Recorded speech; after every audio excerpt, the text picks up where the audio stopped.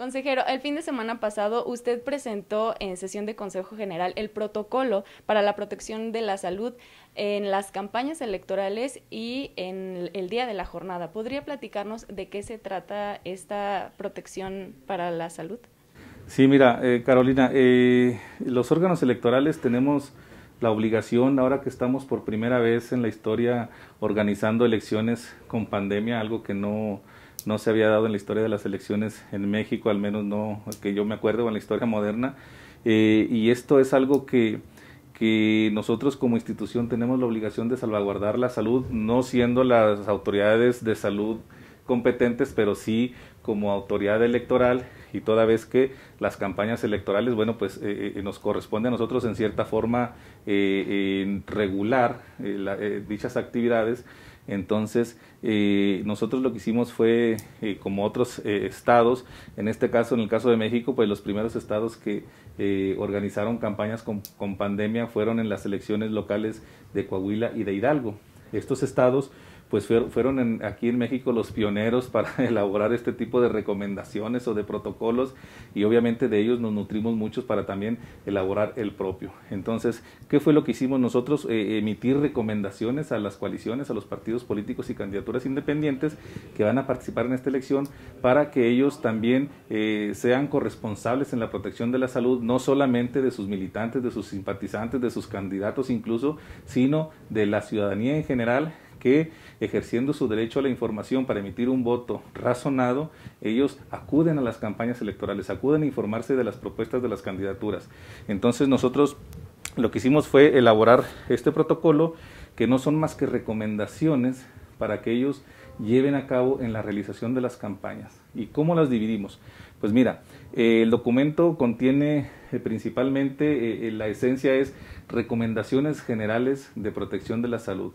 Estas recomendaciones generales, pues tú y todos las sabemos, las que ya las autoridades de salud se han encargado de difundir ampliamente, y son para la asistencia a los eventos. Bueno, pues obviamente todas las personas deberán acudir con cubreboca, deberán usar el gel sanitizante antes de entrar al evento, deberán sanitizar su calzado, pero antes de esto el partido político, la candidatura que corresponda, tiene la obligación de sanitizar el espacio donde va a llevarse a cabo el evento público. Entonces, y de cuidar obviamente que al entrar las personas cumplan con todas estas medidas de salud, desde el gel sanitizante, desde incluso que si va a haber una fila afuera para entrar al evento, pues que entonces estén formadas con la sana distancia, que dentro de los eventos estén tomando la sana distancia, que haya, si van a utilizar micrófonos, que se saniticen, y en fin, para todo tipo de los eventos, que son unas medidas generales para todos, pero también emitimos medidas en particular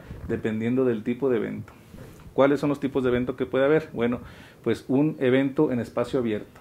Eso es una de las principales recomendaciones que hacemos en el protocolo, que de preferencia los actos públicos y masivos que hagan sean en espacios abiertos, que estén al aire libre, para evitar que se concentre el virus y que pueda haber por ahí una infección masiva, o ya con una persona que se nos infecte en un acto masivo, pues ya es algo que no debe suceder. Entonces, pues para estos, antes de que sean los eventos masivos, nosotros principalmente les recomendamos a los partidos políticos y candidaturas que de preferencia sus campañas, la difusión de su plataforma, de sus propuestas, que las pudieran hacer por otras vías. ¿Cuáles son? Las redes sociales.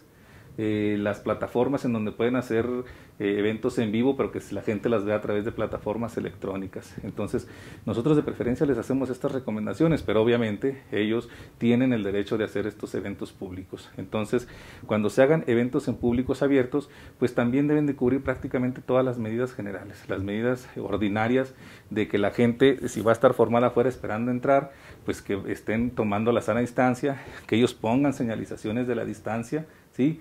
Y que obviamente a la entrada los responsables del evento deban saber que como Zacatecas se encuentra en semáforo amarillo por lo menos de aquí al 15 de abril, entonces durante ese tiempo los espacios públicos nada más tienen acceso al 50% de su capacidad. Entonces tienen la obligación de cuidar que eso suceda. Incluso la obligación previa, cuando ellos anuncien su evento, deben de decir cuál es el máximo de personas que van a aceptar que entre. Entonces, y ya adentro, obviamente, bueno, pues tienen que pasar, usar cubreboca. Si una persona no quiere usar cubreboca, bueno, si no trae cubreboca, de preferencia el partido político o la candidatura debe tener cubrebocas para darle a la persona que no traiga. Y si la persona no trae, le quieren dar y no quiere usar, entonces no debe entrar esa persona al evento. Eso también debe quedar muy claro.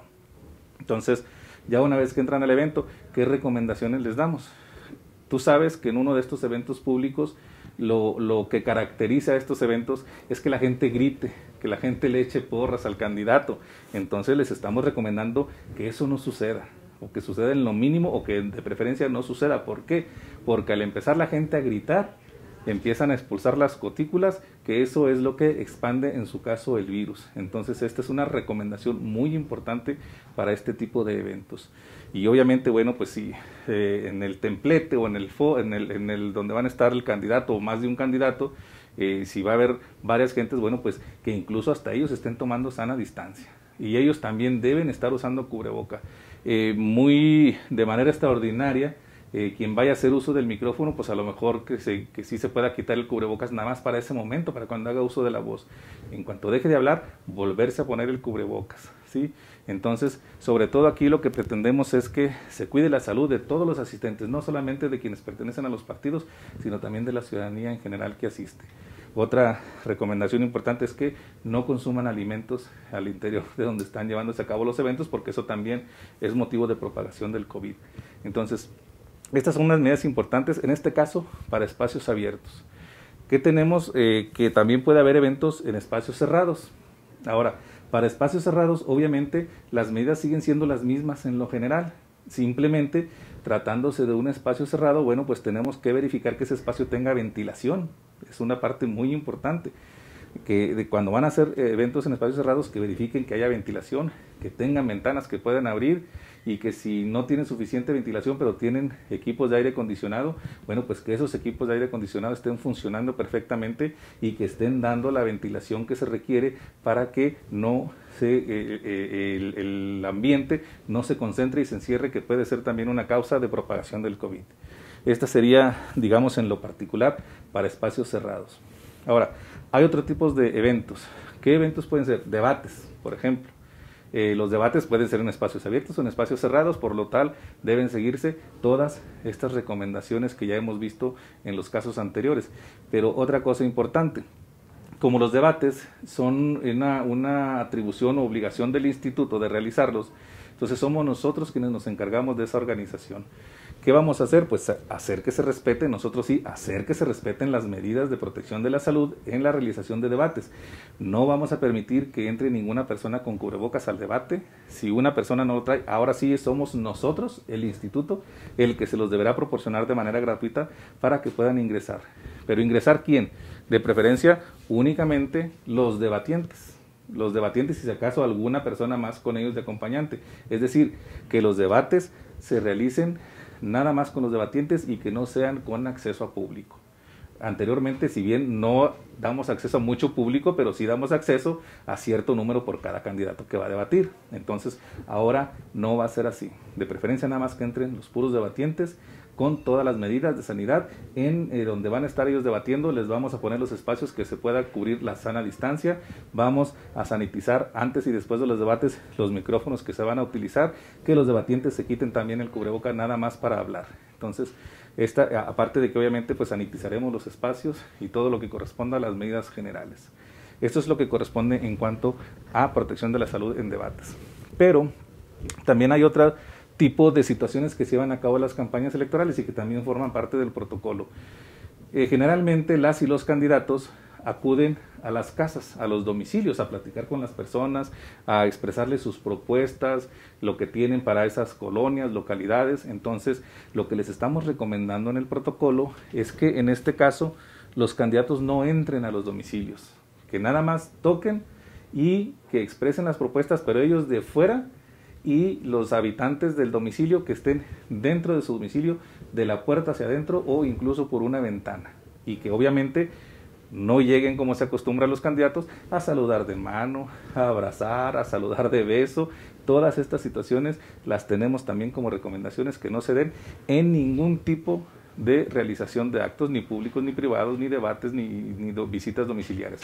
No debe haber contacto físico, ¿sí?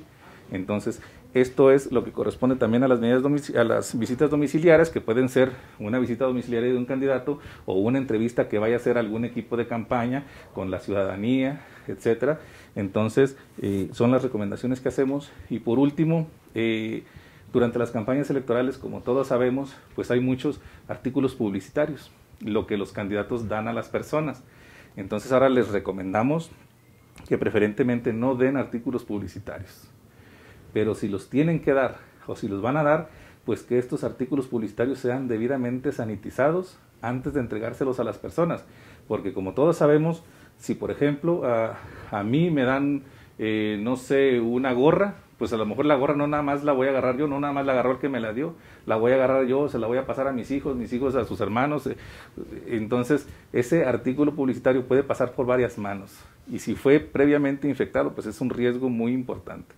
Entonces, de preferencia que no se utilicen, o si se van a utilizar, que previamente sean sanitizados. En esto es en lo que consiste esencialmente el protocolo para la realización de actos de campaña. Por lo que respecta a la jornada electoral, te comento que es algo muy importante. Sin embargo, el protocolo para la operación de casillas únicas durante la jornada electoral, ese documento fue elaborado por el Instituto Nacional Electoral. Y obviamente elaborado por ellos, porque quienes tienen la atribución exclusiva para operar las casillas el día de la jornada electoral es el Instituto Nacional Electoral.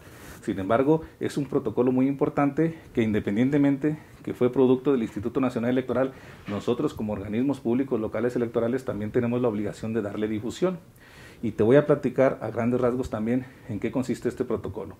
Pues mira, el objetivo o la idea es, como ya lo vimos en el de debates, no solamente es brindarle seguridad a la ciudadanía de la protección de su salud durante las campañas electorales. Viene después de las campañas electorales la jornada electoral. Entonces, la ciudadanía debe saber que su salud va a estar protegida, no solamente de preferencia si asiste a una campaña, pero cuando asista a votar, su salud va a ser protegida por parte de los órganos electorales. ¿Qué es lo que vamos a hacer el día de la jornada electoral? Bueno, las personas, como todos sabemos, llegan a la casilla, se forman afuera de la casilla, pues esa fila tendrá que estar llevando a cabo su sana distancia. Va a haber un funcionario electoral que va a estar cuidando esa situación al exterior de las casillas, que exista en todo momento la sana distancia. Y ahora, si tenemos una casilla que tiene un espacio amplio, como todos sabemos, se llevan a cabo elecciones concurrentes, es decir, en la misma casilla se elige por la elección federal y por las elecciones locales. Entonces, generalmente entraban hasta 4 personas a un mismo tiempo, porque la mampara da espacio para que voten 2 personas, y si había dos mamparas, entonces podíamos permitir el ingreso de hasta 4 personas al mismo tiempo para que votaran una en cada lado de la mampara, de las 2 mamparas que hay. Entonces, una medida importante en este caso para la protección de la salud es que ahora única y exclusivamente van a entrar 2 personas a la casilla, ¿sí? Ya están ahí los funcionarios de casilla, pero los funcionarios de casilla, antes de entrar, ellos tendrán que cubrir las medidas. El espacio de la casilla ya fue debidamente sanitizado antes del inicio de la jornada electoral. Los funcionarios de casilla van a hacer también todas sus obligaciones de salubridad, de utilizar el gel antibacterial, de ponerse cubrebocas, e incluso los funcionarios de casilla, adicionalmente a los cubrebocas, van a traer careta protectora, ¿sí? Entonces, esa es una parte de seguridad muy importante, y únicamente ingresan 2 personas a votar, ¿sí? El procedimiento para votar, ¿cuál es? Bueno, pasan a votar, dejan ahí su credencial para que cuando vengan se las marquen y les pongan líquido indeleble. Entonces ahora van a tomarse medidas muy importantes. Primero, si llega una persona embarazada de la tercera edad o con alguna enfermedad, esas personas no se van a formar, entran directo a votar y salen inmediatamente. De preferencia que no lleven niños a votar. Si tienen que llevarlos de manera obligatoria, que los niños también lleven cubrebocas. Entonces, ahora, ya cuando entran a votar, una parte muy importante es que ya no tienen la obligación de votar con un crayón que cada persona que entre lo va a estar agarrando. cada ciudadano tiene el derecho de llevar su propio crayón, su propio bolígrafo para marcar la boleta, que nada más él lo va a tocar. Lleva su bolígrafo, vota y se guarda su bolígrafo. Ya no tocó el que estaba ahí, ¿sí? Entonces, cuando entran a la mampara, siempre las mamparas tienen cortinillas, que es para garantizar el secreto del voto. Pues ahora las mamparas van a estar colocadas de forma estratégica. ¿Por qué? Porque esas cortinillas ya no van a existir. ¿Por qué? Porque esas cortinillas había que tocarlas, había que moverlas. Entonces, para evitar alguna propagación de COVID, no va a haber cortinillas que tengan que tocarlas muchas personas. Entonces, llega la persona con su propio bolígrafo, vota, echa la boleta en la urna, se dirige a la casilla y ya no le va a prestar la credencial al secretario para que marque su credencial. El secretario o el escrutador, en auxilio del secretario, va a acercar la máquina. La maquinita la acerca, el ciudadano coloca la credencial y el funcionario la marca y la quita. Es decir, esa credencial únicamente la tocó su dueño, no la tocó nadie más, que es otra medida importante. Para poner el líquido indeleble, generalmente los funcionarios de casilla te tomaban la mano y te ponían el líquido. Bueno, pues ahora ellos ponen el líquido así un poquito inclinado y el ciudadano es el que le va a hacer así con el dedo. Inmediatamente después de unos segundos en los que de acuerdo a las sustancias químicas del líquido indeleble se seca, a cada ciudadano le van a dar una toallita sanitizante para que se limpie y se vuelva a sanitizar y sale con todas las medidas de seguridad. Además, la tinta indeleble no propaga COVID. No es propagación de COVID de acuerdo a los químicos que tiene, que ya se hizo un análisis de lo mismo. Y al finalizar la jornada electoral se juntaban muchas personas afuera de la casilla para ver los resultados. Bueno, pues ese protocolo del INE recomienda que las personas se informen los resultados por aparte de los difusores del PREP, es decir, de los medios de comunicación que se inscribieron y que van a ser quienes estén difundiendo los resultados electorales preliminares. A grandes rasgos, estas son las medidas que se toman en el protocolo elaborado por el Instituto Nacional Electoral para proteger la salud a las y los ciudadanos el día de la jornada electoral.